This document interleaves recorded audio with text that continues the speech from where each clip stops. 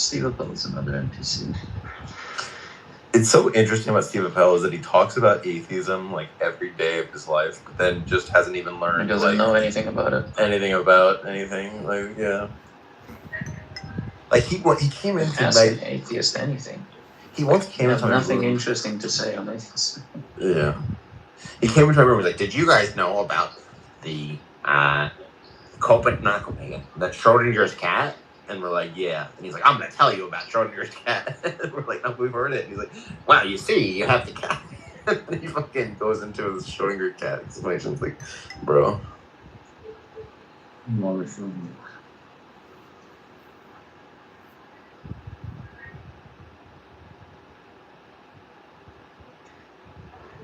It's really stupid. Another L. Do you want to hear about the cat? One second. No, I don't. But Pro Lyrical said, if I said, I'm going to run the poll in my room. And he's like, I don't think it's going to go so well for you. Thinking that he'd win the poll. And then when he lost the poll, he goes on the, well, it's your people that you know, so it's not a scientifically valid example. Well, then you should have said that when you said, oh, you didn't think it's going to go your way. Like, maybe you should have said that first rather than the thing where you predicted that you'd win the poll. Well, my theory is that he was trying to make a joke, but that he's not very funny. That's pretty plausible. Hence the results of the poll.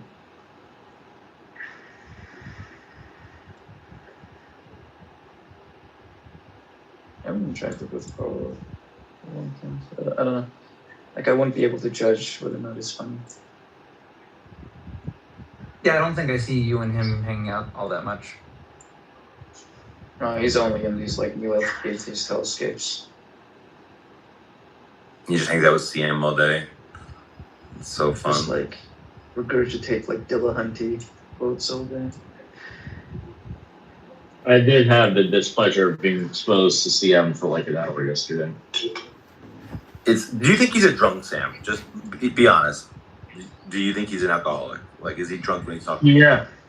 He has a lot of, like, the way he talks and the way he engages with others is, like, really similar to a lot of other people that were drunk all the time on Discord. So it wouldn't surprise me at all. Like, I don't know for sure, but it wouldn't surprise me. Just the way he talks. Like, who talks like this? The thing about that is, the Dirac's equation doesn't show that. Like, that's a very strange way of talking. Unless you're drunk. Unless you're fucking drunk in it.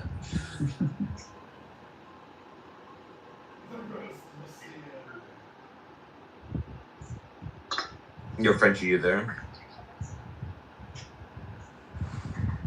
Yeah.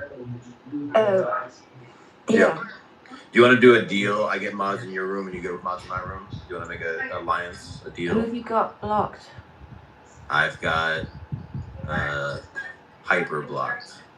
That's the problem. What? Who else? I don't know. Yeah, you see, we've got too many mutual friends that we hate. It's not going to work. We're just going to have to, be secret friends. Sorry. All right. We're not like the worst people. You probably think I do, so we're kind of fucked. Yeah. Well, I grant you that Daniel Nero is not, virtuous. He's just my friend. I don't know if you. There's no reason to mod people like that, though. I mean, you could have them as your friend and not,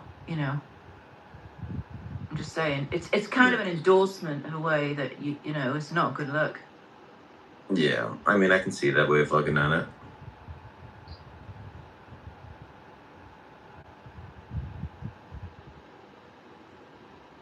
I can mod a proxy though that you can secretly control behind the scenes. Yeah, I am diabolical. No, that sounds pretty interesting. Maybe I'm getting interested. Okay. Right. All right. That's an interesting idea. All right. I'll think on that. Think on it.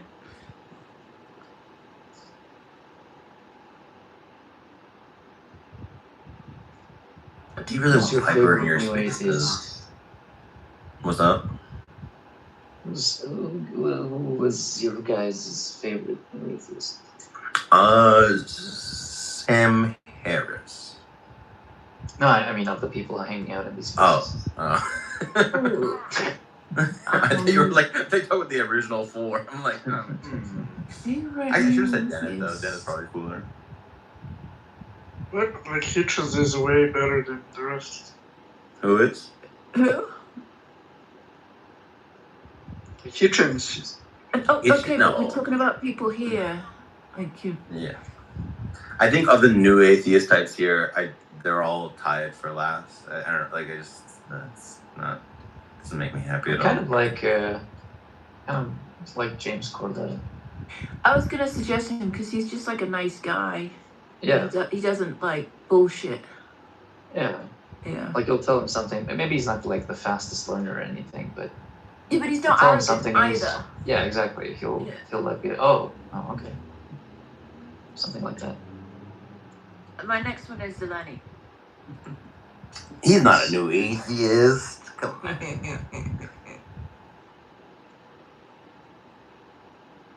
on. Well, I don't know. Are claims evidence? Well, exactly. You don't think they are, so there you go. Wait, do you not think they are, Zeleny? No, I have a weird like analysis of what claims are doing. Okay, all right. I like Abe, but that's just because he's friendly to me. I don't know if I think his worldview is wrong, but he's nice to me, so that's kind of enough. He's You also know, a crazy person. Is he crazy? I don't know. If Yes, that's- yes. Oh, Those he guys are thinks- so deluded. Who They think that like who they're the qualifies? smartest people on the app. Him and CM. He thinks It's Ian is insane. smarter than Ethan. Yeah, I mean that is okay. Fair enough. Pretty Wait, crazy. who are the candidates here? I mean, I can think of Tom's AMC Takes. and Tom's Takes. Shonito. Oh God. Shano, James Corletta, Andricus, Carlos. Ooh. I don't think Carlos counts. He's in that. He's He's in. 100% does. Come on, not Okay, Carlos. well, Carlos if you're gonna throw counts. Carlos in, then Carlos is my He's in the. He's the goat of He's them. in the purgatory between new atheists and the other people. He knows enough philosophy that I wouldn't put him in there, but if he counts, then he's the goat of them. He's the king of the atheists. Yeah. But It's like when someone's like, rap Scuttle, I mean, he might be in there. oh, he's definitely in there, 100%. But he's so degenerate. He just owns the label.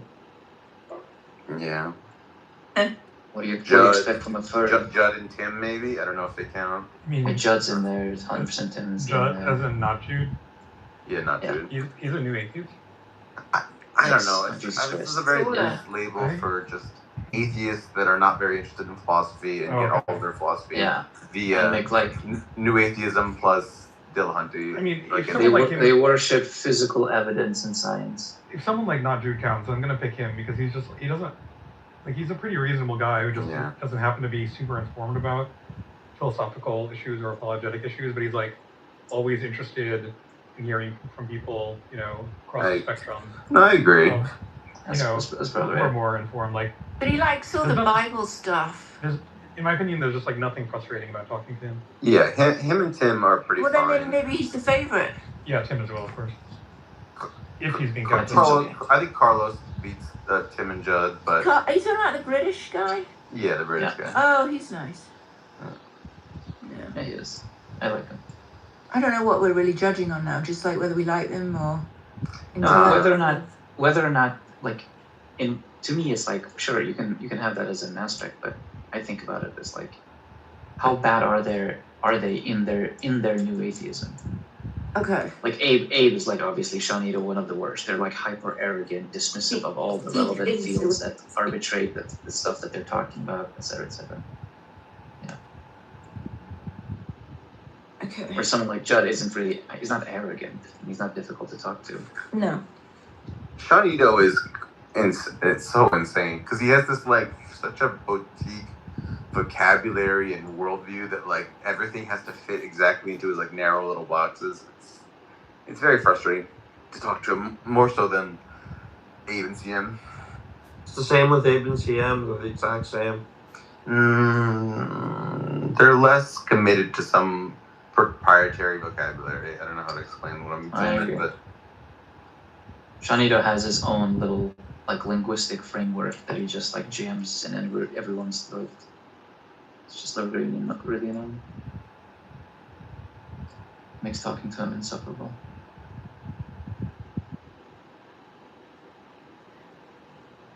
You guys missed. There was this extremely schizo guy, but like high IQ schizo came on to explain to us like how he had a very complicated metaphysics that was completely insane, but he was like good at explaining it. And Nargis of course loved him. Nargis was like, "Oh, I agree with you, except you have a little more pageantry than I would have." But in the generality, I agree with you. Yeah, Bob, you missed a fairly remarkable specimen. You had to see how seriously these fuckers were talking to him. Nargis loves the crazy. Come on. the more gibberator, the better. She's like, he was a big spoon. The more lapping it up. vibes, the better. Tell me more. Everyone else is like, get this guy off the stage. And she's like, She loves all the flowery, poetic I actually had descriptions. used to I bet she liked that Dave Pagan guy. I bet you did. Yeah. Yeah, she did. Dave the blind pagan. You just have to like vaguely It was gesture fair. at some unified truth for Nargis to be like, oh yes. Losers. But this guy was crazy. Like even for my Even to you? standards. Yeah. Okay. You see, you can't have the boot without the foot, but you cannot have the foot without the boot. They are an interconnected system that keep you grounded, because literally you're connected to the ground. And see that is the unified system of. Sorry. Nargis collects boots. If you guys didn't know that, that was part of the bit.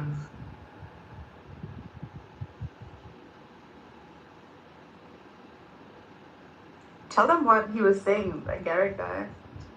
Okay, so his whole thing is the world starts with pure freedom is the basis of everything, and then freedom in motion becomes agency, and then he has like this thing of like agency in motion becomes like growth in motion becomes mastery, and then there's like joy in motion becomes community, and it's like this like six-sided star that all connects to itself, and then this six-sided star is like this god called Sophia that had to then destroy itself.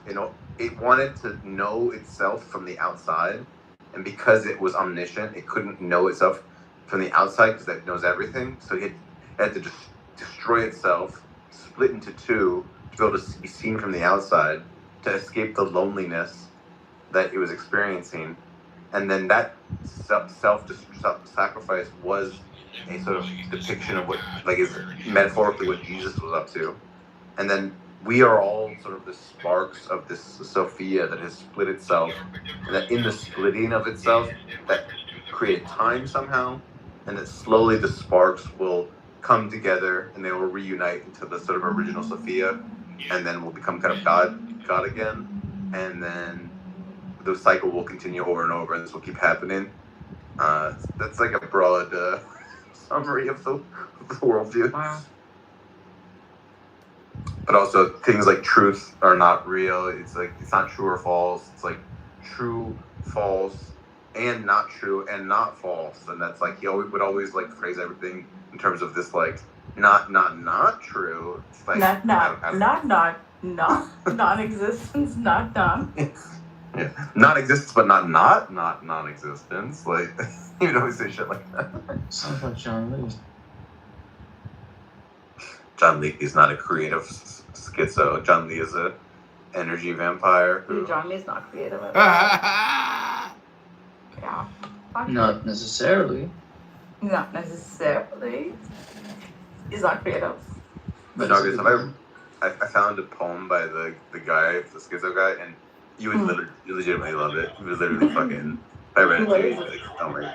Like kind of. I'm not gonna read it now because if I read poetry, What was the question, Edward?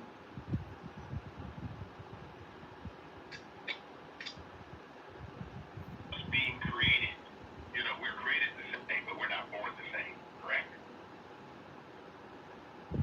what do you mean born the same? What does that mean?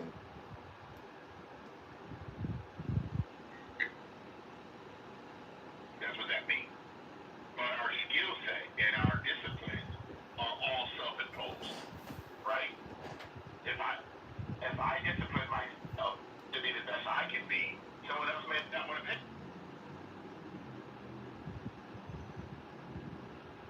Well, everybody knows that life is this multi-factor, multivariable input into your experience, aka your identity. But what we have individuals doing is they are using racial identity politics to project their political position, but it's global and it's domestic or it's local. But really, my complaint is that people who are complaining is that they're not doing any personal development work, which is education. And if you don't frame things academically for people, then they will just frame everything politically. So I am interested in personal development and education, public speaking, enlightenment like our founders. And unfortunately, many of the people at the further end of the spectrum from the founders that you hear on this app are so far away from enlightened type of thinking. We're dealing with unhappy people because they're not flying around like angels.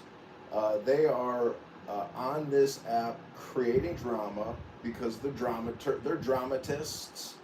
And in my opinion, you're a sucker for it. Guys like Coco or Dr. Adams or anybody on this app that puts on a voice like Point.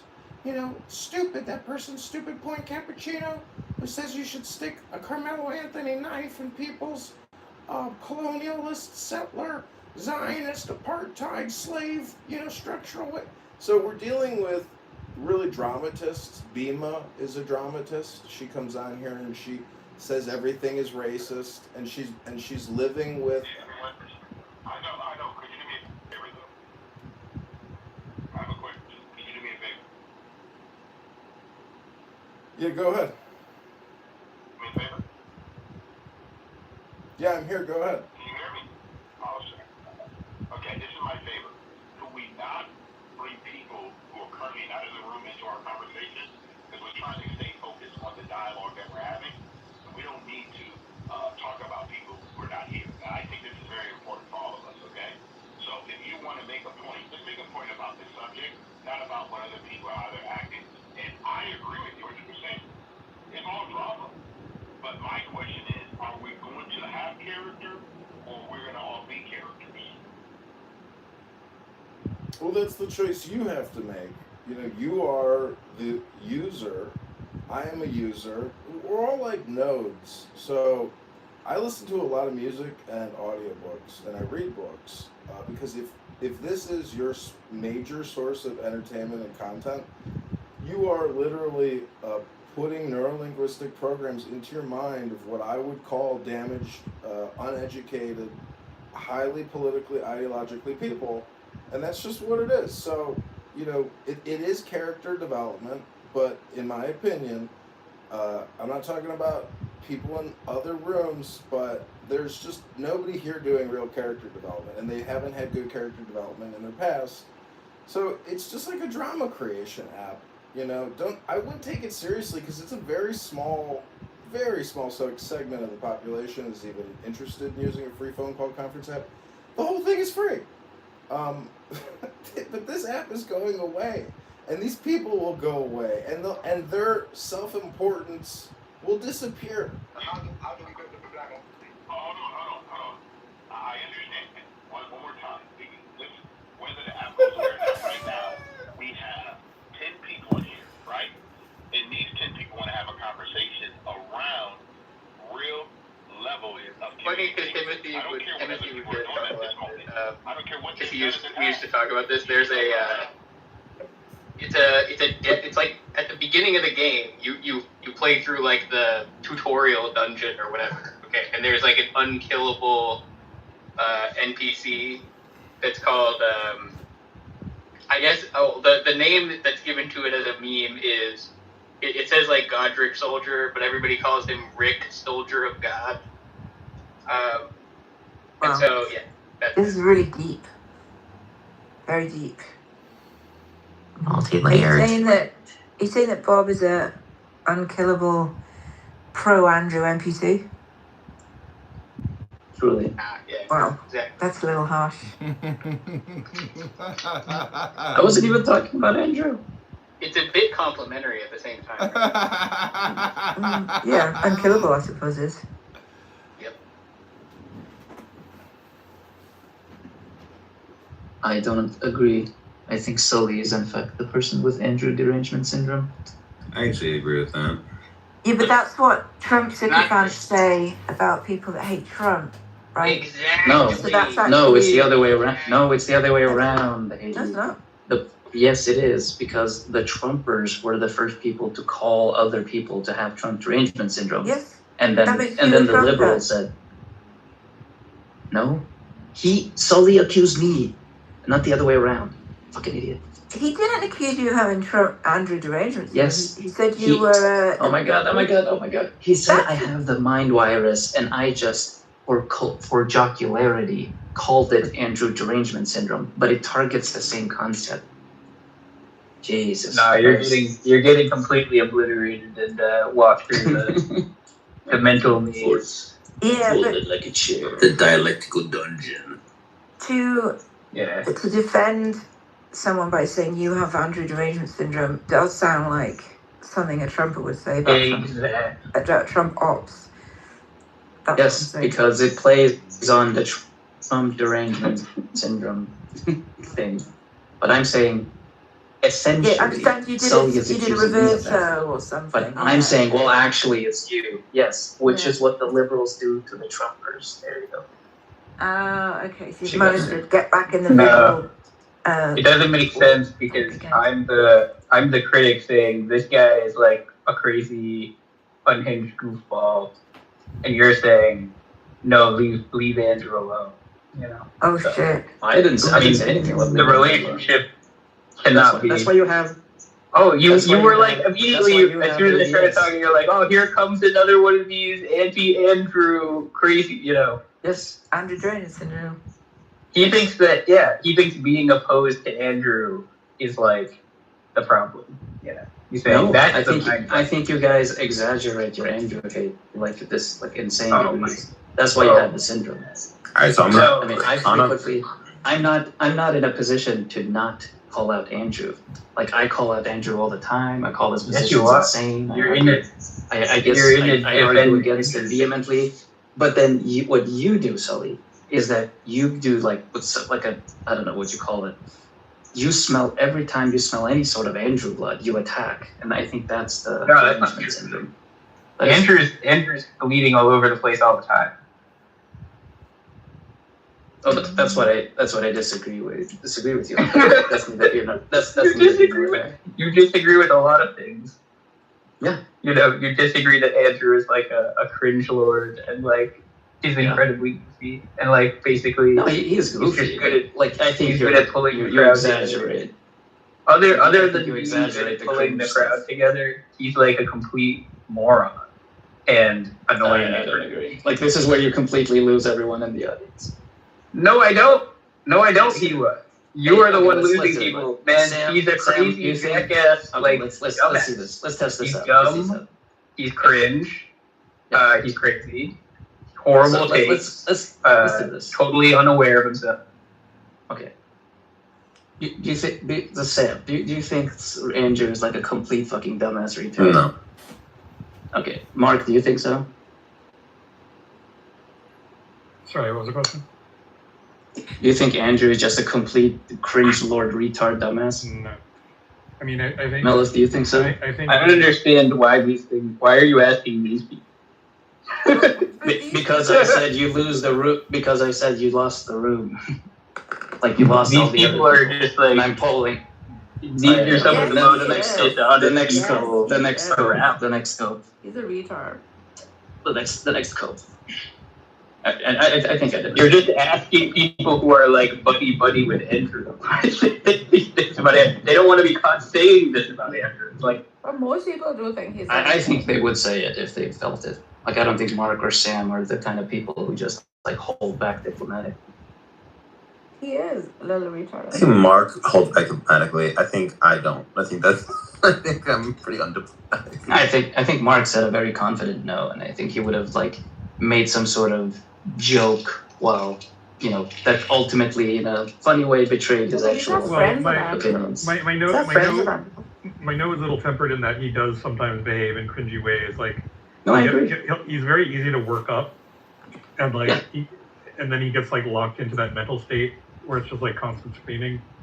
But no, I agree. He's not just that. No. I want to talk about the derangement syndromes of people in this room. So Lenny has Ethan derangement syndrome. I would say I have... And Andrew derangement syndrome. Yeah, well, more Sasha. I think Sasha derangement syndrome. Oh, yeah, both. Yeah. Nargis has all three of them. Mikhail derangement syndrome, but it's not the way it usually, like, in the fact that she likes him is the derangement. Yeah, that's the derangement. Yeah. But you can't think it like that because that's just muddy in the waters. Alright, fine. Alright, she doesn't have it. Alright, she likes everyone, so she doesn't have derangement syndrome towards anyone. He's Andrew, obviously. Bob. Is there someone that you just unique? Converse is Abe. Clearly, it's his derangement syndrome. yeah. No, it's also Congress is also Tom Rabbit and no, that's justified. Jack. Maybe justified, but Oh wait, can it not? The whole point is it's not. But if it's just if it's justified, then it's not a derangement syndrome. Yeah, no, but you can still be like massively like focused, like that's like completely appropriate attitude syndrome. Millith, you. What are you? You're pretty even kill, Millith. Bob, you're also pretty even kill. Millith doesn't have it. I don't think so. Does Deepak have a derangement syndrome? I saw Deepak getting really mad at this random Indian guy, and I wonder if that's like, other Indians. Yeah, I wonder if he's like an Indian, really. I'm the head Indian around here, motherfucker. You must be new here. I'm the motherfucking Indian in this fucking book, bitch. There's only one around. Mario and Hans also drives me at the fucking wall. That's true. But it can't just be people you dislike who annoy you. There has to be like some uniquely. You have a hyper over exaggerated. Like it skews your judgment and like. Well, I just think of it as like an obsession, like bordering on like insanity. Oh. No, it's not that strong. I don't. Would you say that I have the Piper derangement syndrome? Is that my main? Definitely. But do you?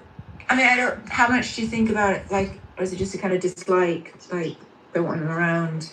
They can't share the same space. Right, you know how long this has been going on for? They're like cats and dogs. Like a year. It's the type of derangement. No.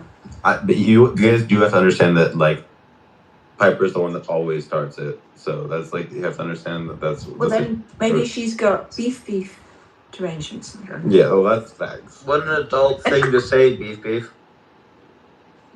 Nice. I think who started it is a very adult. Like if you hit me with your car and I go, he started it. Like the judge is not gonna be like, oh, so childish to point out who's the one. Let's say someone hits you with your car. It doesn't mean you get to like hit them with your car back.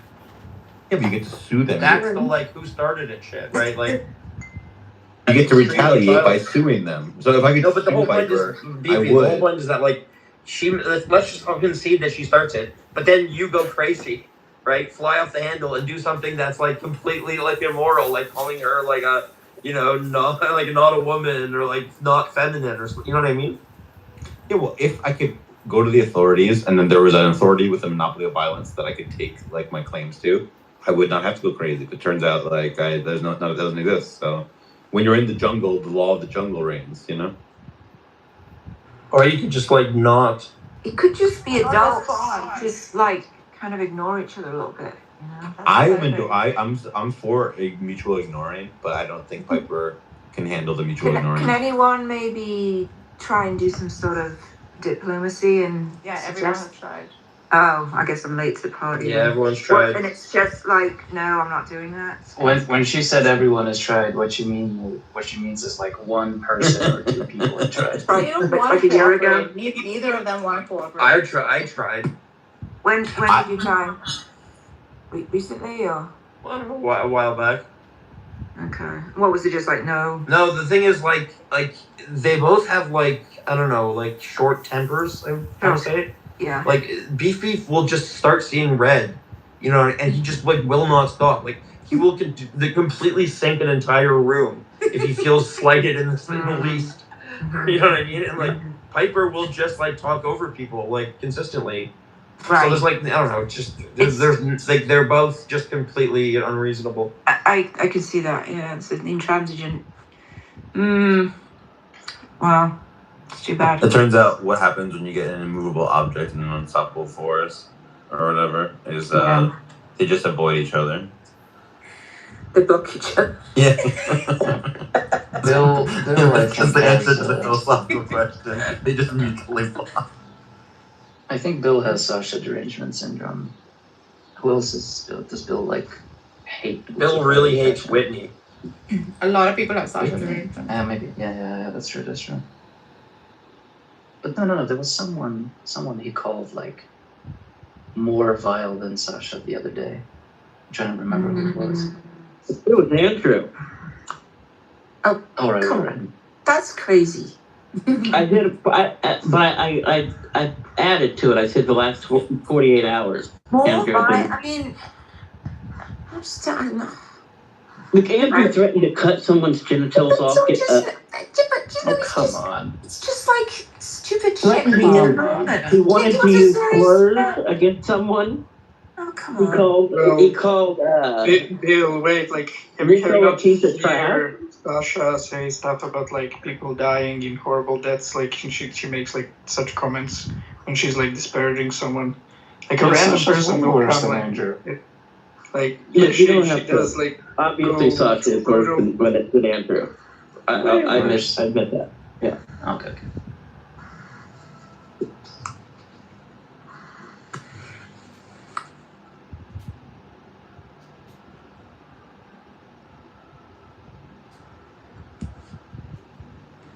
I think Jane has a bit of Andrew derangement syndrome. Oh yeah, 100%. We're just a counterpoint on the last one. Like, does Andrew's support of the genocide in the Bible count? What do you mean? Great. How much does that count for? What is it? We're talking about derangement syndrome. What is he supposed to be? Well, like there was now a mini topic of is Sasha worse than Andrew? Like, and you know. And I'm saying, like, Andrew does actually support, like, all these genocides. Yeah, Andrew's crazy. He's a crazy motherfucker. When it comes to those things, he just he doesn't think. I'm not sure how to gauge that. Yeah, so he's trying to say that Andrew has major derangement when it comes to freaking... Like, I find it difficult to quantify when religious people say stuff like, you know, well, God is all just and he can take life. And it's like... How do I weigh that if I'm trying to figure out how like insane someone is? Because there's a sense in which that's not like as insane as it sounds on paper, which is like he killed them but they went to heaven and blah. Yeah. Yesterday the Muslims were doing that. Like he gives life, he can take life. Don't get me wrong, it is crazy, but it's like a different crazy. Yeah. It's not like a Jeffrey Dahmer type of crazy. No, yeah. Like pure malice. Exactly. He still sends you to heaven, even though the kids were innocent, blah, blah. So it's good for them. He's the one who gives life or takes life. That's how it was being justified yesterday. Yeah, they were also on the other side, I think. I can't remember exactly, like maybe someone else remembers. I think Sasha made like some weird comments about genocide and the Holocaust before, so maybe it's on par. Wait, you said Andrew made weird Holocaust jokes? Sasha, I can't remember exactly, but I remember like having a neat reaction. mentioned have made some weird comments about genocide and Holocaust. Well, we know like actual Holocaust deniers, so they've got to be worse than like Christian apologists for the Holocaust. I'm guessing, people who aren't motivated by what the Bible says, they just want to say, it didn't happen. Mm-hmm. Other numbers. So I mean, is that big of a deal? Because like they're actually denying the deaths. It's not like they're affirming the deaths and supporting them. Well, yeah, that would be the worst of all, I suppose. But I think denying the deaths is incredibly insidious. It's not just like a disagreement on some like empirical data. They're saying it's a conspiracy. Yeah, that's really sad. It's really bad. Who's Andrew most deranged about?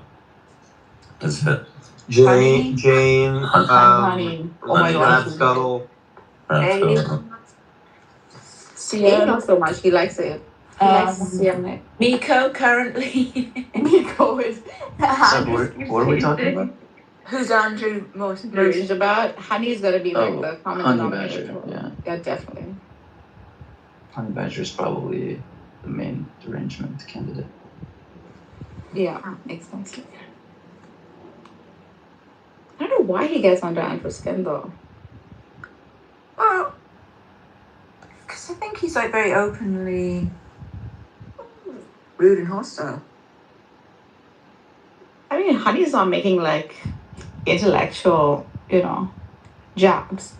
All he's saying is, oh, you Christians are so stupid. Look at these fools, so stupid. You guys are so silly and dumb. That's all like Honey posits anyway. That's what annoys Andrew. It's like people in the chat saying that Christianity is stupid. Well, yeah, but those are his It's weird because he doesn't react that way to everyone who says it. It's like it's some people who he thinks he has like he has the finger on the pulse about what their motivations are, and he has deemed them very malicious. Yeah, he's deemed them. Yeah, they're not in good faith, etc. Yeah. There's specific things he gets upset about, like if you say he lies, he doesn't like it. Yes. Meanwhile, he can call everyone else liars. Who's the guy who says all Christians are liars? Somebody has that take. Is that Honey? Yeah, that's it's like one of Yeah, that sounds like that one could of those be people, yeah. a reason. That is it. Yeah.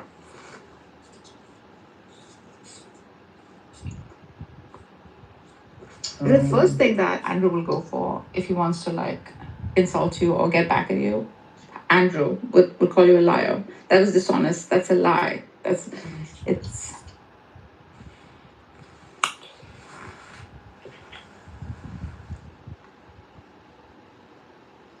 And like I can call him not a Christian and he'll ignore me, but as soon as I say he's lying, he gets upset. Very sensitive to that. I think he yearns for some kind of honest world. His ideal world is the most transparent relationship that people can have with each other. Jesus Christ. He has said that. That's his ideal world. His ideal world. You know what's another sign that like CM and Abe are like either extremely strange or like just extremely dumb? Is like they have these like long-term like I don't know, debates with like some of the dumbest people on the app. Like they have like a debate with PMARS going about like, presuppositional atheism or whatever. And it's like, how could you have a like long-term discussion with PMARS about anything? Well, that's hilarious. Yeah. Any conversation with PMARS is just a countdown until he drops the N-word. So PMAR thinks that it's he's being deprived of using the N-word. He says that. Yeah. And his deprivation is unjust. No, this is all just some bullshit troll though. He doesn't actually believe any of this. I think he says it because it gets some attention and it's a convenient suicide by mod. Mm-hmm. I think those are the two reasons. It's funny, like, wouldn't you want to stay a little longer in rooms? Not if you're losing.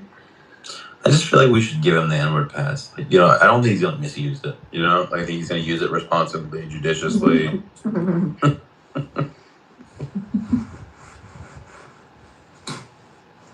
He thinks he does have it because he knows the Wu-Tang Clan. He's grown up with it, so that's the reason he's going for, you know. I mean, he's grown up listening to rap music like everyone. Yeah, like everyone else. Therefore, he gets it wrong. I don't know if anyone ever saw that like show, Guess the Intruder or something like that, The Odd Man Out. They had an episode where there was a guy who I think is the only white guy who can get an N-word pass. It was Guess Who's Not Black, and there was a bunch of black people, and there was one guy who was adopted as a baby in a black family and grew up in a black neighborhood without like almost seeing white people like until he was in his late teens. And like he won. They couldn't recognize. Like, they couldn't pick him Wait, out. is this on YouTube or something? Yeah. Like what's the name? I don't know the quiz's name. Like Guess the Odd Man Out. I don't know. Guess the Intruder, something like that. Type in black guys, white guy. His name is Milk. Who is not like, black? It is what? Yeah. Like it's a Jubilee thing. So yeah, like you can watch that, Sam. I think that's the only white guy who can get like the N-word pass. Like he's so like in the black culture that like black people think he's black. That was actually hilarious. I want to see this so badly. I've queued up this. I've queued this. Does he even video. dance as well? Does he even dance? As well. She's saying that black people are good dancers. You have to understand about Nargis is that she's the nicest. I understood what you said, but she's the most friendliest. It's just like your beautiful black skin. It's so enchanting. Yes. The way they are very the sun They are glances beautiful. off of your skin. It's like a Maasai warrior. So exotic. The curls in their hair remind you of the infinite fractals that constitute the fabric of the universe. You fuckers. You big bastards. You have no eye for beauty.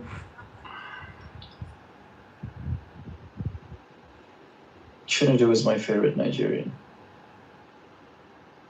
How many do you know? There's a lot of that. Just Chris and Chinedu. I gotta go with Chris just because I've known him longer. I like Chris a lot.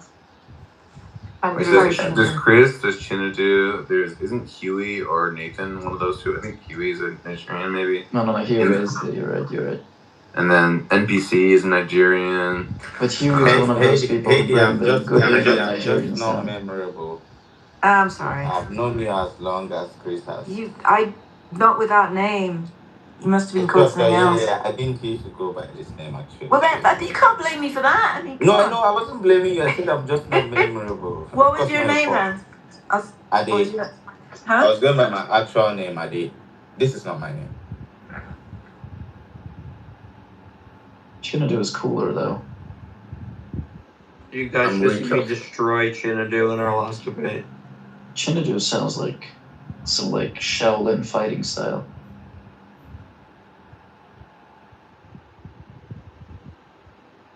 No, it just makes me want to sing it. Sounds too much like Xanadu. Chinedu, more like Chinadon't, am I right? Nice. Isn't Xanadu like that alien? That's the movie with Olivia Newton-John. But before Xanadu was... No, I think Xanadu. Yeah, there's Kublai Khan Summer Residence by Coleridge, where he has this poem about like in Xanadu I stately craft decree blah blah blah blah, and but that's because did Kublai Khan have a place called Xanadu? I think so. Yeah, Xanadu did. Yeah, that one. Chinese history is fucking cool. But you know, the movie with Olivia Newton-John was better than the poem. Alright, this is in Xanadu did Kublai Khan a stately pleasure-chrome decree where Alf the sacred river ran through caverns measureless men down to sunless sea. So twice 5 miles of fertile ground with walls and towers with girded round. And there were gardens bright with sinuous rills. We get it. You understand the reference that I made 20 minutes ago. Beautiful. You're a hatred of poetry. How can you hate poetry? How Wait, Mills has you poetry derangement. Mills has poetry derangement syndrome. That's what Kind he's of. What got. human being are you? How could you hate poetry? It's a good poem. She walks in beauty like the night of cloudless climes and starry skies. All that's best and dark and bright meet in her aspect and her eyes. Oh yeah, but Mills, you interrupt me, but not her. Okay, all right, Mills. Someone move Darkest Tale, please.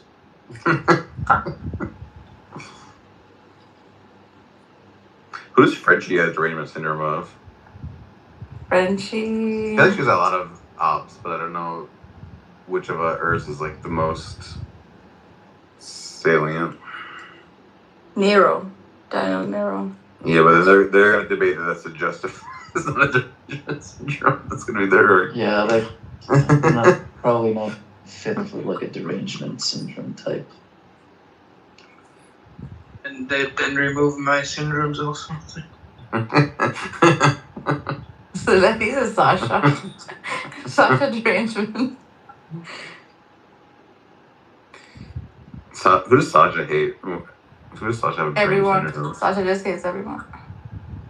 Who does she hate? She hates Zeleny. Yeah, that's a derangement syndrome. Yeah, that's facts. She hate. Sully. She also has a Sully derangement syndrome. Tom's takes Abe. And it used to be the case that anytime Sasha joined a room with Abe announced that they were recording the room just to.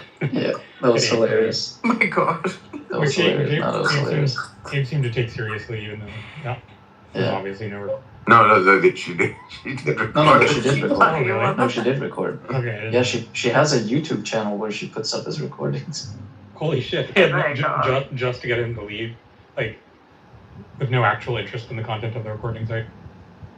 Well, the recordings are just like completely just small snippets of like random things he says. Right. And she'll just like humorously put it in some context. Okay. So she's not putting up like some incriminating like anything. Can someone send me the link to the channel? This sounds. Yes. The funniest thing ever was like when Abe was defending himself, or was defending CM, or forget whichever one of them did. Abe was defending himself and CM was defending Abe about like doxing or using Converse's real name, when like he's terrified of like even being in a room where like people are being recorded.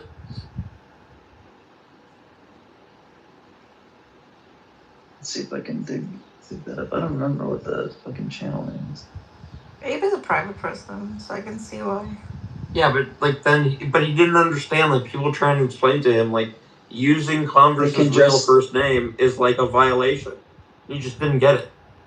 No, but you can just easily record him even without the replay function. It's just like he's so stupid.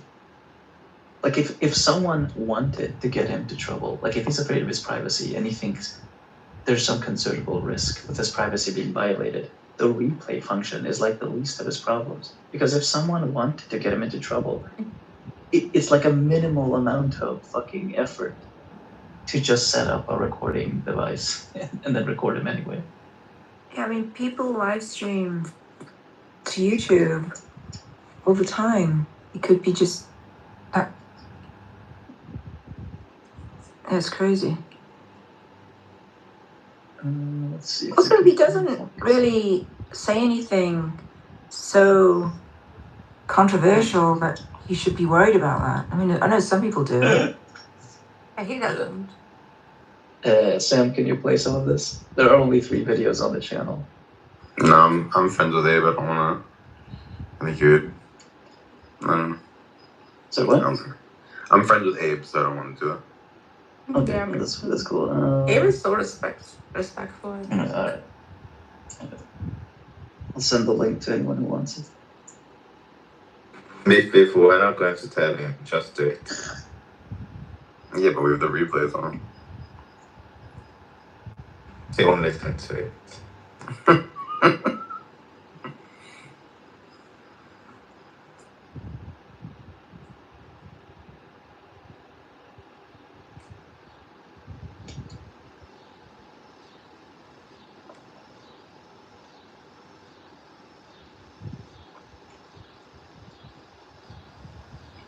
think it's fair to say that Bob had meat arrangement syndrome, and then he just grew out of it. He just like matured, became the same person.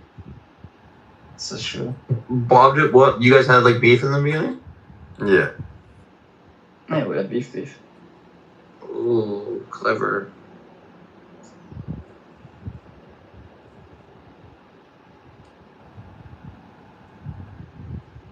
But now we are buddies. Sasha had beef with me in the beginning. Really? Who can have beef with you, Mouth? Yeah, you're such just like a thoroughly unremarkable person. Oh. Sweet. How could anyone, I'm just kidding. I love you more. The fact that Bob outgrew his derangement syndrome gives us hope that all of us can outgrow our derangement syndromes. Bob is Persian. Some part of him knows. Yeah, because That little I'm known Persian to part hold of a him knows. grudge. He cannot hold a grudge. So if I can Wait, get through, do Persians not hold grudges? I don't know. You don't fucking... Interesting. Can't be petty about these things. It's The just heart of the talking Persian nonsense. can be seen in the Persian of the heart. Arabs hold grudges. Ah, I see. Can't run empires with holding grudges with groups of people. True.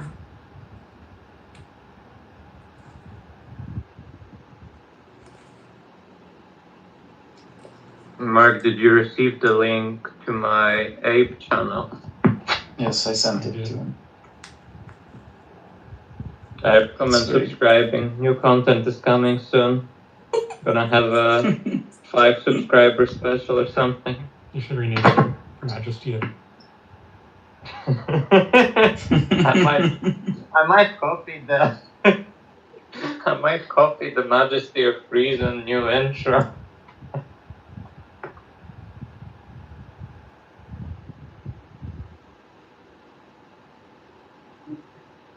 That's just like actually the best idea ever. I'm gonna I don't know if you guys seen Majesty of Reason new intro, but it's like truth, beauty, morality. No. That's all it says. No, And like Catholic imagery and classical music. I'm gonna do I swear. I'm gonna do that for Abe's archive, but it's gonna be like science. Scientific hypothesis. Evidence. Empiricism. Peer review. It's gonna be like images. Actually, it's funny. It's even funnier. Richard Dawkins or something. It's even funnier if it's just science over and over and over again. What do you say? You should have famous science equations popping in and out. I'm gonna do it, but it's gonna be like all wrong. It's like gonna be AI generated. Of course. By the way, saying it's equations, but like one thing switched out to it. so there was this show on MTV called The Beauty and the Geek, where they had like hot bimbos in a house with like really, really geeky autistic men. And a buddy of mine got on the show, and the way he got on the show is they were interviewing him, and he looks around the wall, and the equations that are just like for the show design, he's like, these aren't real equations. This is just gibberish. And they're like, you're in.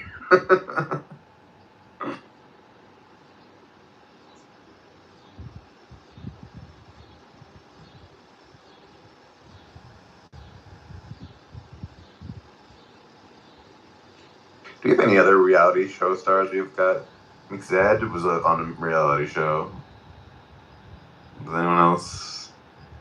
Jorge, were you on like Road Rules? Abe was on Abe's archive. You can believe that. Road Rules, what is that? There was a show. There was like a show on MTV in like the early aughts of like they invented basically reality shows where it was like, this is road rules. I don't know how to describe it. I didn't really watch it.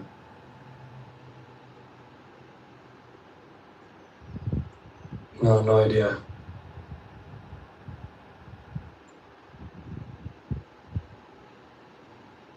Well, Jorge, you're making a movie about, or you're in the process of finishing a movie about Timothy Williamson's tetralogue. So you're not on a reality show, but you're in a movie. That's pretty cool.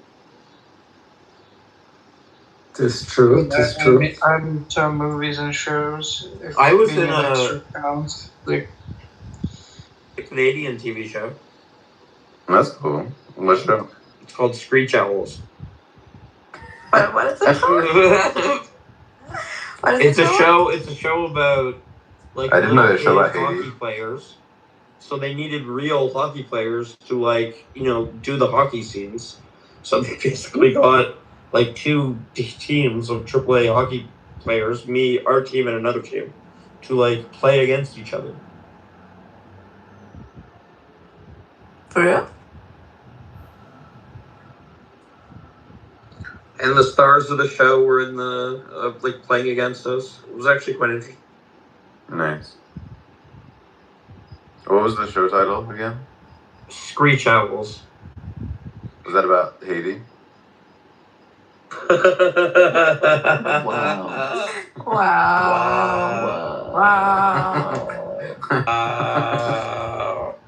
All right, concrete's there. Okay.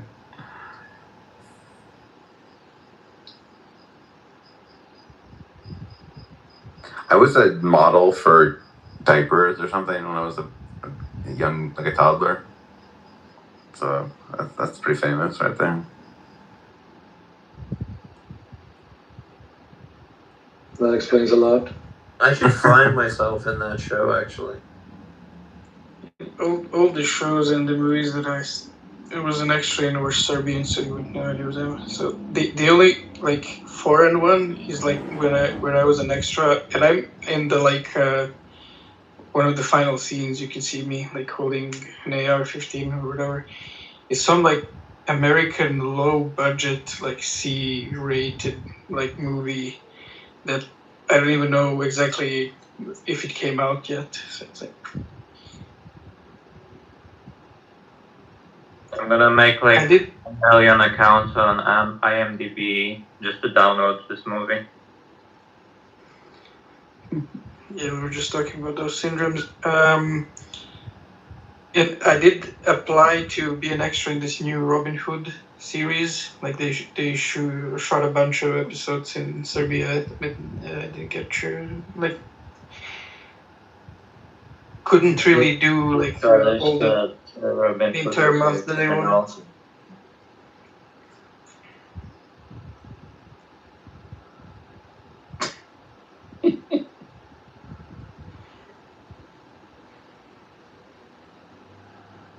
Then you should play the like evil, corrupt sheriff. Really?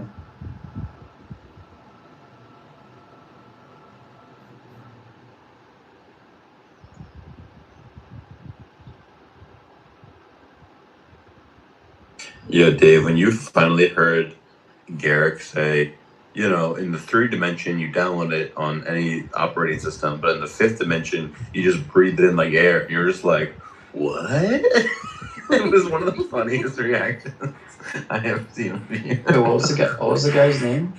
Garrick. Garrick. G-A-R-A-K. Oh no. G-H-E-R-I-C.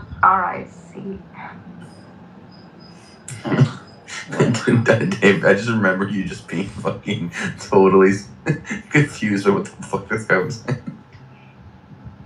No. It was getting I'm watching a video on YouTube where a guy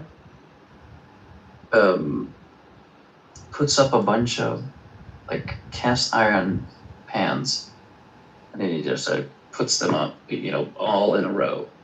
And then he shoots at them with various firearms to see if anyone can penetrate all pans. and hit like this like doll behind all of them. And as I'm watching this, I was like, no woman would ever come up with the idea to do anything like this. This is like pure 100% guy-brained content. Love it. It depends if she liked guns, but I saw that too. That was funny. Yeah, that's fucking hilarious. Shoot it with a fucking 50 cal. Desert Eagle. Put the sexist remarks, please. Based.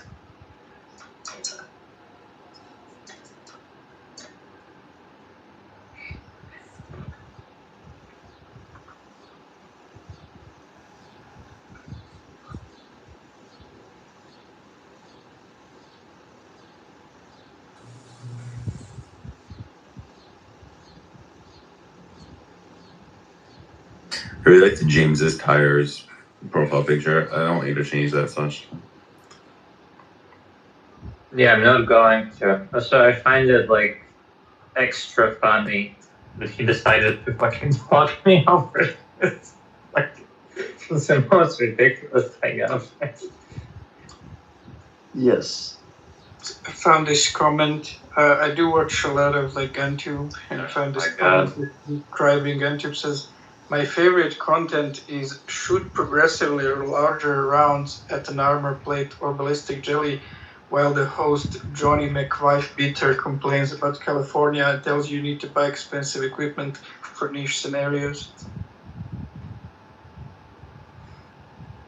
So Sam, like, I don't have Zeleny derangement syndrome. You guys all have like Zeleny, I don't know, acceptance syndrome. And that's what's deranged. It's called zelophilia. I like that. I like that. Listen, if we could just get Zeleny to like speak half as long, I think we would all love Zeleny. I think it's just that sometimes he rambles a little bit, and that's like whatever. I think that's. I don't think so. I mean, maybe if we like kept cutting it indefinitely, we could start approaching a limit of acceptability. It's not rambling because you don't ramble incoherently. It makes everything. It's just that like nobody really wants to hear the garbage. It's not even garbage. It's not even garbage. It's just that you just say a lot of things, and you're not basing it on. It's just I don't understand. Like, isn't Zeleny like shouldn't he be even more than my enemy, your enemy? It's like you hate the fucking woke like garbage nonsense. Like Zeleny probably like accepts like I don't even understand like how does your friendship function? Like so for me, he should think you're like an evil racist who like believes all this crazy stuff like race realism, and you should think he's like an evil wokey leftist who doesn't believe. See, that shows you the power of friendship. You know what I mean? You can overcome such, small petty differences. But I think the thing is, he's woke. What's the word? Ideologically, without being woke, is the word praxeologically? Like he doesn't endorse like the cancel culture norms of like canceling people. He wants to put conservatives in prison. What are you talking about? He does not want me just to be canceled because of my views. He wants to debate me out of my views as opposed to like being like, let's silence him. No, he doesn't. He wants to put you in prison. He doesn't sound woke. He doesn't have a woke demeanor. He supports woke things. He also supports like killing dictators in foreign countries, which like that's super based, and I support Israel. Yeah, so like basically, if you can think for yourself, he is like the worst combination of views. Like, code. He's like the but Andrew supports Israel too. He's like the retarded woke leftist. If like they also were pro genocide. I think that the question should be who is worse, Zeleny or Andrew? Andrew. Yeah, Zeleny, obviously. Andrew. Yeah, there's. I'd say by far it's Andrew. Nothing to see here, nothing good. Well, what do we mean by worse? Hey, Sam, do you think Zeleny will have like a retarded view on Jason Arde? And be honest with me. Okay, that's a great question. I think he'll not be retarded on Arde, but let's maybe find out. Okay, what do you think about Jason Arde, Zeleny? I don't know who that is.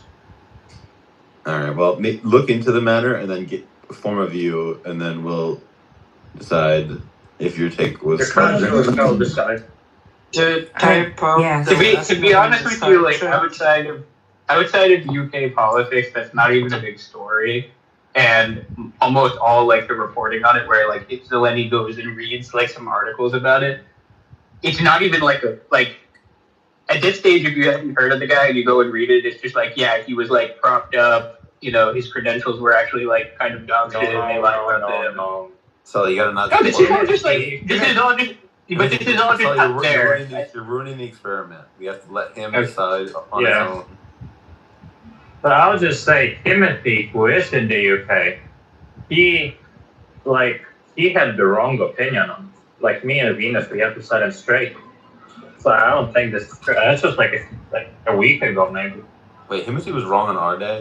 Yeah, but it's gonna be an exposure thing. You know, it's like, when did you hear about this guy? Yeah, but there's just a lot of like these crazy people like Zeleny who put out misinformation on it. Like I don't know. It just seems like people now just have these accounts where they like literally just like make shit up.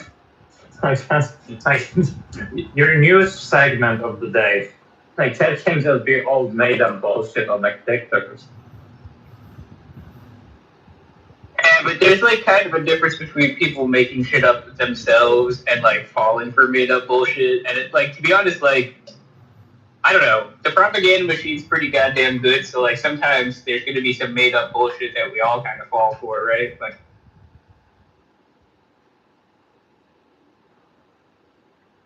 I don't know. I'm just saying, like, I think there's plenty of people who could try to looking into Jason Arde and get the wrong opinion.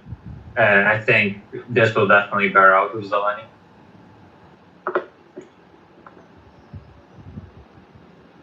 I mean, my overall opinion on that guy is it sucks that he was like propped up in the way he was when he was probably like a psychologically, you know, troubled individual, and that like it was fucked up to put him in that position. Wait, he's just a he's just that's probably right. But he's a conscious fraud. Why are we playing the violin for this guy? He's like just a con artist. Yeah, but like his basically the opportunity basically the reward on his fraud was like disproportionate. Basically, like, you know, most people have opportunities to be fraudsters. He was presented with like a silver platter to be like a fraudster. That's kind of, it's a little different.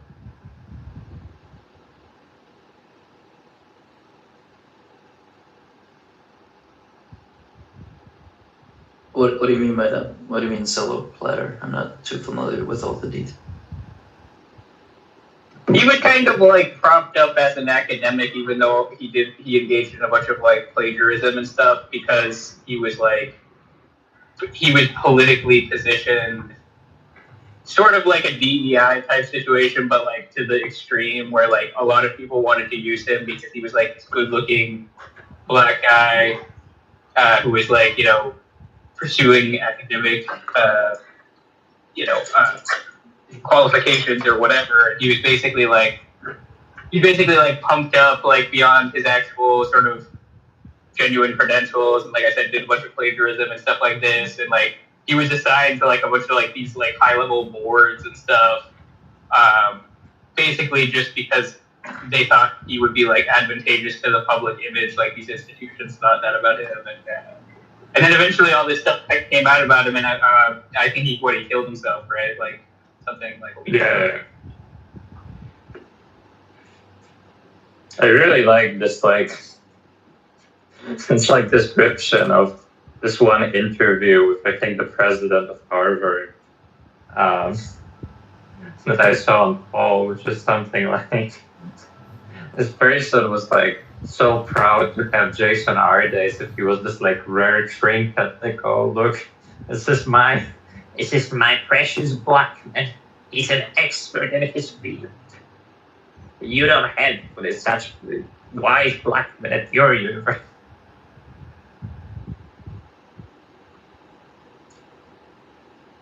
I mean, the whole thing is like kind of an indictment on the institutions, you know, and like their motivations. Yeah, I agree. I mean, also the people who tried backing him. But yeah, I think this is just like a prime example of like, yeah, this is like what happens when you do this whole like this DEI bullshit and like closing gaps or whatever. It's like you have to lower your standards, and often it just like I don't know, like you lower them so much people end up in like completely out of place positions. I think that, like, I will say there's a difference between the kind of, like, what's intended by DEI or affirmative action or whatever, and, like, this type of level of shit. Like, yeah, this is, like, crazy ideological, like, taking that to the extreme kind of stuff, you know? So, yeah, I mean, obviously it makes the whole project look bad, you know? Like, that's pretty cool. I think that's how it's intended, everyone. Whether they say it or not.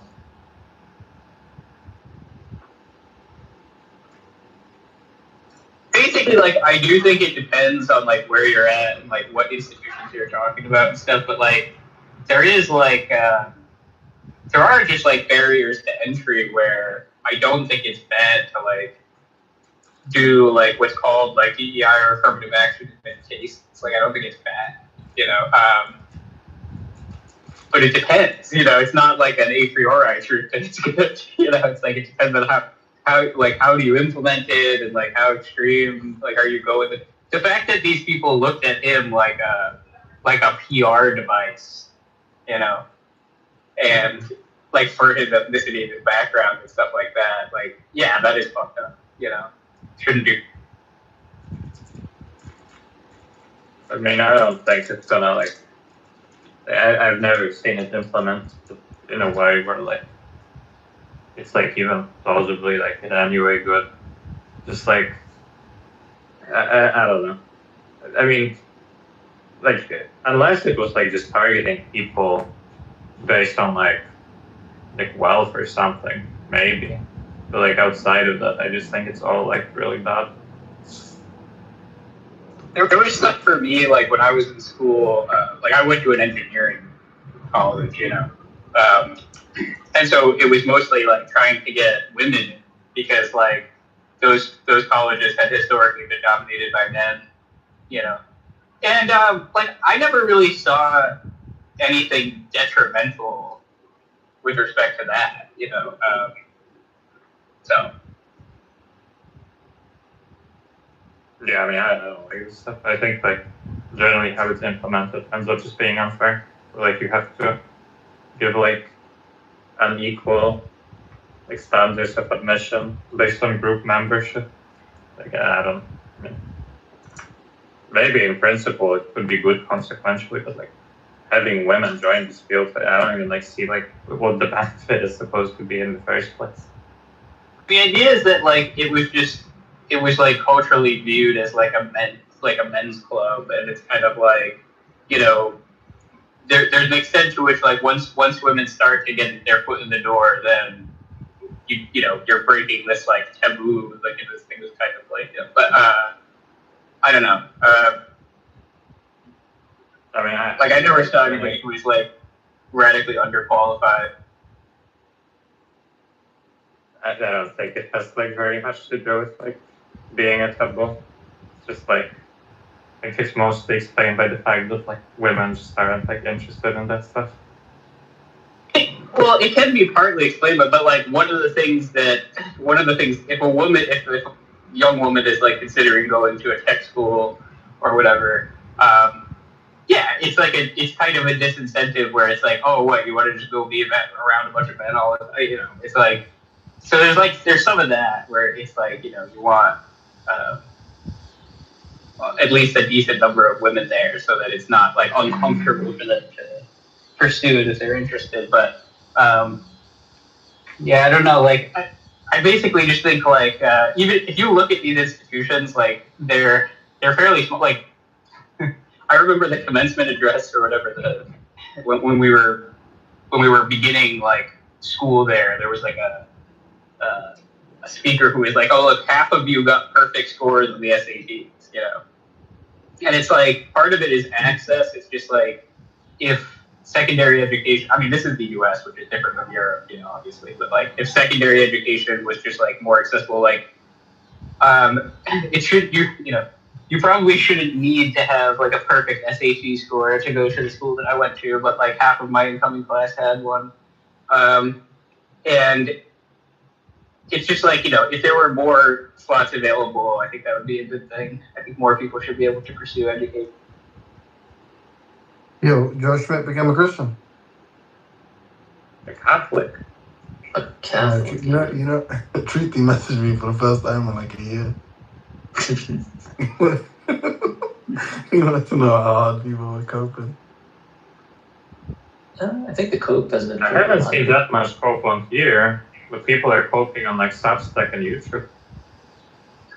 Wait, does he know? James Fodor is coping about it. Yes. Yeah, that makes sense. He cited the miracle stuff from Ethan as one of the primary drivers.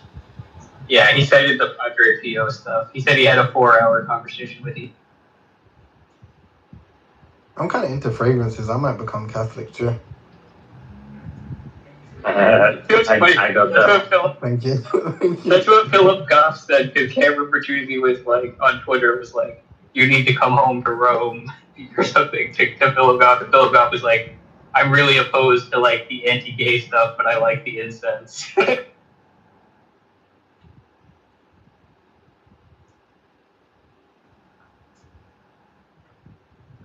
Has Joe Schmidt ever been on here? I think the Tom crew, I think they were coping. They called him like a grifter or whatnot earlier.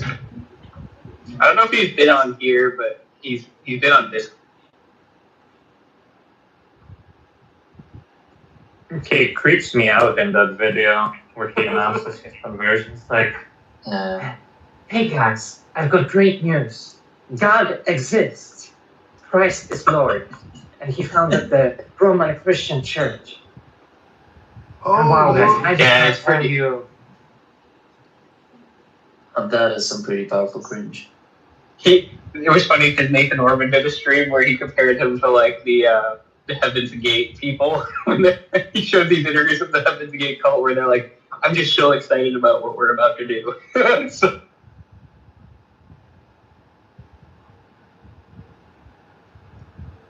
Oh, guys, I'm gonna have to be praying so that these people who are accusing me of grifter see the light of reason and the beauty of God's creation and can see the truth of Catholicism, like I saw it through Ethan Muse.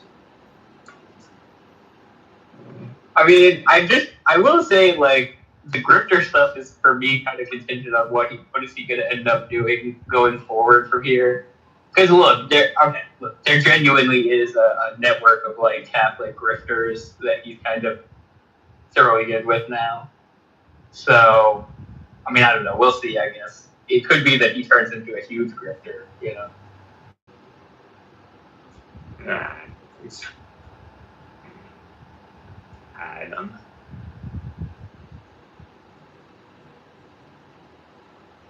He will definitely turn into an even bigger cringe lord. I don't know when he did it, but I was hearing like clips from. I think he did an interview with that Pints with Aquinas guy, whatever his name is, Matt, whatever the fuck his name is. Yeah, he's got that interview going up this week.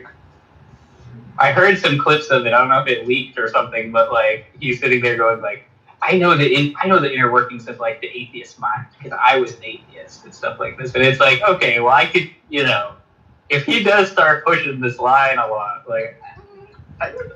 You can see it. He in the grift.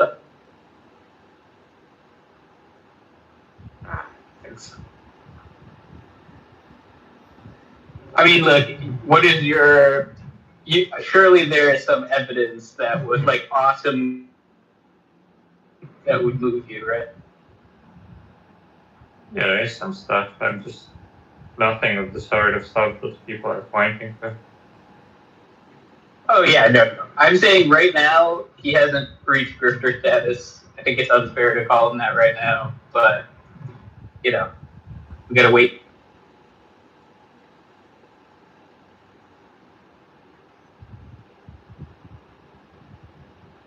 The show has been wholesome. I think it's like, if he switches the rhetoric up to this like hyper dismissive language about, the other side and the other arguments, like somewhat similar to what Ethan has done, but even I guess even more exaggerated.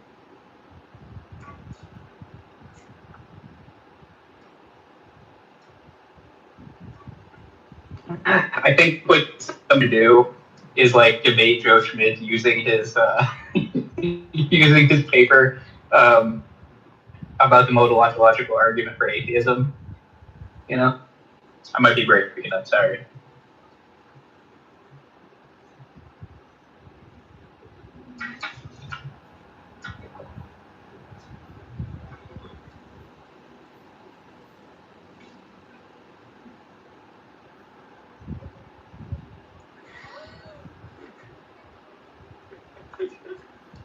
Yeah, I think DeShorter needs to step up. It's like everybody's converting to dualism and Catholicism stuff, and DeShorter's just sitting over here like,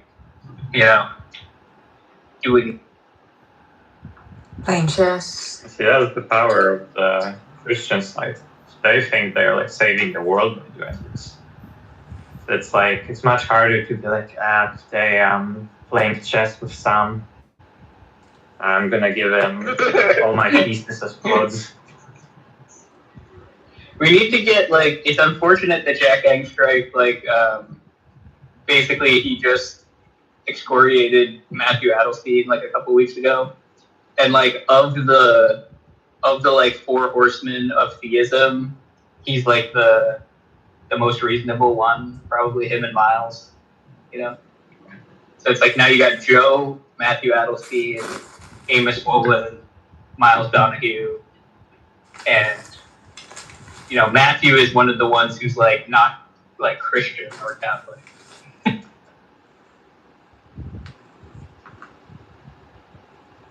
That's true. I mean, I wonder what Jack would say about talking to Joe. But I don't know. I haven't. Joe always has been very mild in his debates. I want to see how he does in his new Catholic mode. He's too nice. I don't know though. I had some conversations with him about the Bayesian arguments and stuff, and I got him to agree that a lot of the base of those arguments is very hand wavy, and I don't know. Joe seems he's going to talk a lot about these miracle arguments and everything else, but I think what he finds really persuasive is this perfect being theism, elegant, compactly specifiable, all the, that whole list of theoretical virtues that he assigns to it. I think that that's really what drives him, and it just seems to me that there are a bunch of other, theistic hypotheses that are going to be just as compactly specifiable and uniform and elegant and whatnot, or designer hypotheses or whatever. And I've just never understood that. With all the miracles. Right. Maybe we'll get a nice legit UFO disclosure at some point, and it'll be no, aliens actually are real, and that'll help with the miracles bullshit. I wish I could have an experience of basically be in a situation where a lot of the people around me are confidently describing as what's going on as a miracle. I feel like that would give me like a better sense of like how people approach this stuff. Yeah, I mean, the thing with a lot of the miracle case stuff is that, like, so for the healing miracles, I find a lot of the times that, like, with the most extreme cases, the evidence about the severity of the condition prior is usually very weak. You know, so they'll try to make a really strong claim about how severe the condition was, and it'll be like, oh, there's like a doctor's note or something that says it. You know, I don't know. Like, I would just this miracle evidence to me is as much as people like talk about it in the way that they try to frame it is very strong. Like, when I actually look into it, it's so fucking weak by my life. I mean, yeah, I don't know. Like, some people have been talking about it on stuff like how that's like kind of like it's not actually like super obvious how to even do that. Like, with the guy, Emerson Green and Matthew Adelstein both said something to the effect that, like, look, man, like, I like philosophy, like, I don't really know how to do this investigative journalism stuff.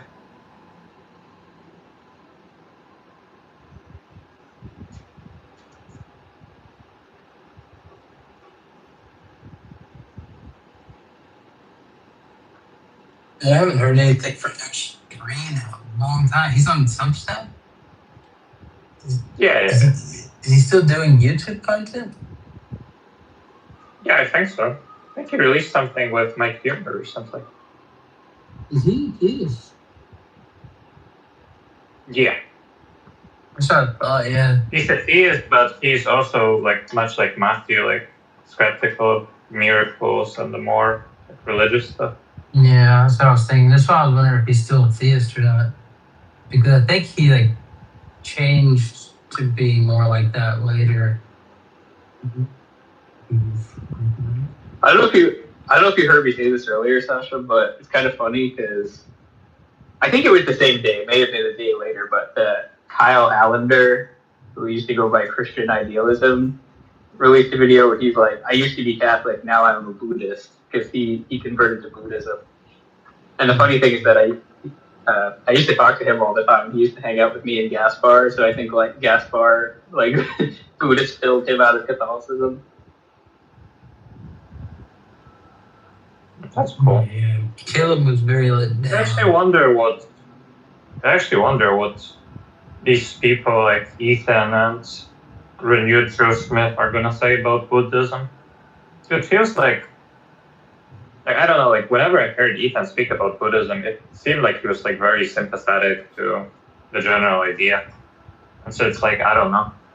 That is kind of like, I don't know. I think that Buddhists and Christians, and maybe Catholics more specifically, I seem to have like the like highest amount of like people who seem like disproportionately virtuous represented in their religion.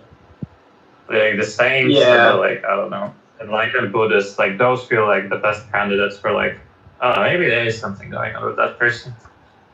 Yeah, I feel that it's like stronger with Buddhism because they have a very like lead by example sort of ethos, which like the Catholic Church, to be fair, like also has. But like the weird thing, and there's been memes about this on Substack that you may have seen, but like there's a weird thing with the Catholics where it's like they call them cradle Catholics. So like people who are raised Catholic have like a completely different ethos where it's like, yeah, you know, you help the poor, you pray in private, you know, you're humble, like all this other stuff. And then you have like the weird like Protestant converts to Catholicism who are like doing this zealous debate bro dawa shit. You know, so it's like these weird like competing ethoses or whatever within Catholicism. You know, like Itang. And it's like, you know, you just I don't know, like that when I was growing up with the Catholic Church stuff, it was like 90% of it is like, you know, you're supposed to serve. You're supposed to be like a servant. You're supposed to be humble. You're not supposed to be like a, evangelist debate, bro. Like even priests and stuff. Like I was a little arrogant, argumentative little shithead kid, and like whenever I tried to like talk to priests that I knew about my doubts or whatever, it was never like, oh, I'm going to debate bro you and prove you wrong. It was always like, yeah, these are good questions. Like we don't have all the answers. Like, but at the same time, like it's not about that, that kind of thing. So like I don't know, it's kind of strange. Like I do grant that like there is like a very ethical kind of approach within Catholicism, but I'm not sure if these people are like reflecting it. I don't know. I mean, I'm just thinking that like the stories of the saints, for example, those feel pretty compelling. It's like, oh yeah, this person seems like they're doing something extra. And they're saying that like the drive to it comes from the religious conviction. Oh, no, I agree with it. I'm saying it comes from the ethos I'm talking about, which is often called like this cradle Catholic ethos, which is like I have nuns and priests. Like my grandfather's sister is a nun, and like almost all of her life has just been dedicated to like helping the needy and the poor. Like that's like all she does, basically, like her whole life. And it's like, yeah, that's amazing. Those types of things are great. Is there any good? I think LibGen's not really producing like it used to. Is there any good like online free book websites like Anna's that? Archive is like the go-to for everything. What is it? Anna's Archive. Is it ANAS? No, ANNA''S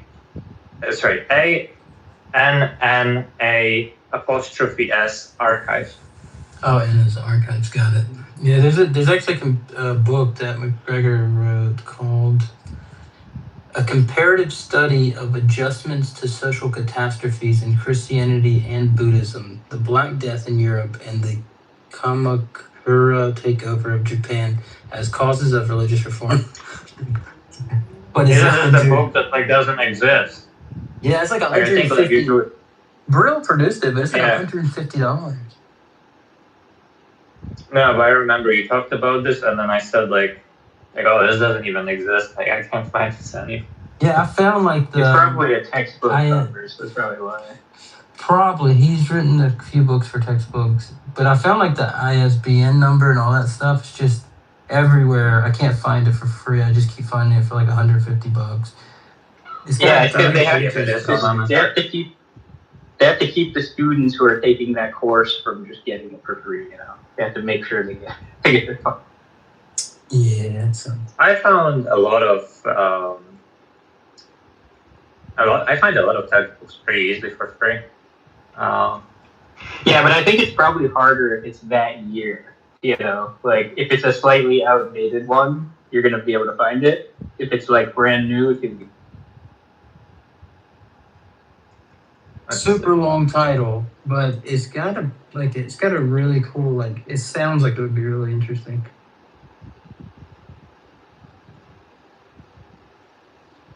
I would like to talk to Kyle Allender again though, because it's been like years since I fucking talked to that guy, and he was never like he wasn't like dumb. He was also like nice and stuff. Like I don't know. It'd be interesting to hear from him why he's a. Yeah, he had an interesting talk with Danny on YouTube, but he doesn't really he's not really responding right now to most people. Caleb might be able to get him on, but even me and Gaspar could fucking. Me and Gaspar could definitely get him. But Gaspar is only around. He's not even really contributing in the Discord. We're all caught up anymore. Our Converse, I think I found it. Yeah, I have it. No.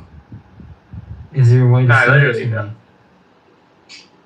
There actually won't be, because where I have it is it's just Internet Archive, which is like an official platform. And then basically they let you borrow it, so they will like make it available via their website, not for downloading but for use. if you're print disabled, and I actually have that like level of access, so I can read this on their site, but it's because like I like made an application with them and said that like reading digitally like helps me because of like ADHD. But I think you could actually get that yourself, because I don't think they demanded like any like specific medical documentation from me. Really? Did you but you can't download it and send it though. No, it's not like that. Right, it's on the platform only. Yeah, I got it. I think I know what you're talking about. It's like the PDF version is like you like read the page by scrolling basically. But you probably need it now. Yes, I know. Yeah, Through your I'm gonna do account. that. Can you well, is there anything specific you said on your application thing? Just like, hey, I've got ADHD, it helps or something like that? It says something like I have ADHD, and so like I find like basically like going through the pages manually like really distracting, and like digital stuff really helps me focus, which is actually kind of true. Like I actually fucking despise physical books. Yeah, sweet. I might do that actually. I'm interested to read it, but gotta go for dinner. Peace. But I'm like the opposite way. I like physical. there are like some benefits to physical books, I think, like according to some studies, but yeah, I just fucking can't like. I also hate that like the book fucking like often like closes in on itself, and so it's like I have to like get in some like weird position where like I keep holding the desk. So I like navigating a book. It's like you have to start holding it a little different when you get to the end. That's tough. Yeah, I don't know. The nice thing about like books is I find like it's so much like for me, if I need to like flip back to a previous page like earlier in the book, it's so much easier to find stuff like that with a physical book than scrolling or whatever. I mean, kind of. Well, I mean, it depends, I guess.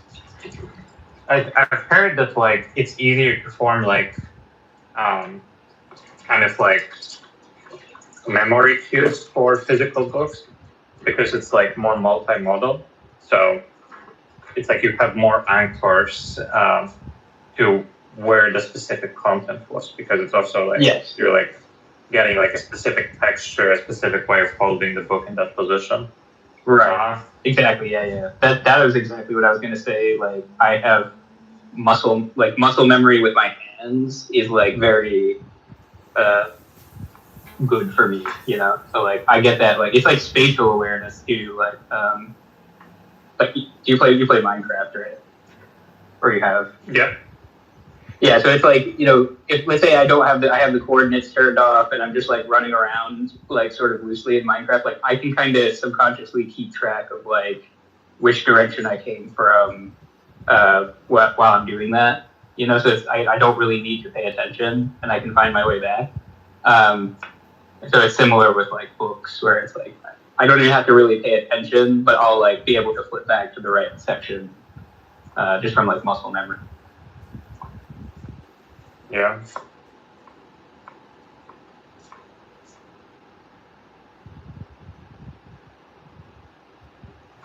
Did you ever learn the Rubik's Cube or like anything?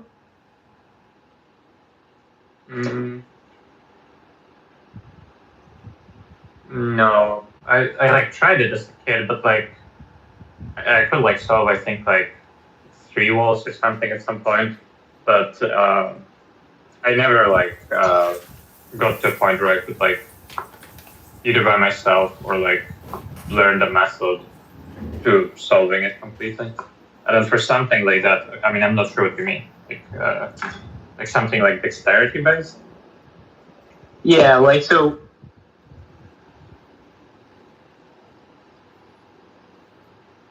It's not. That's a very good point. I think and if you grow up in a, let's say, Sigmund, and then you're in the city, you don't have like that kind of pride. Like, this is my house, this is my land, and look at my little piece of land, even if it's tiny. And they can do this so the kids they can get into this. They can get into this if they're in a school. Let's say all these kids, let's say all their parents, even if all their parents rent land, it's still cool because what the schools can do is they can get all the kids, let's say they don't have anybody to clean that school or clean that classroom every day. At the end of that day, they give them 20 minutes to clean up their classroom, and all the students are doing that. They feel a sense of pride. This is our classroom right here.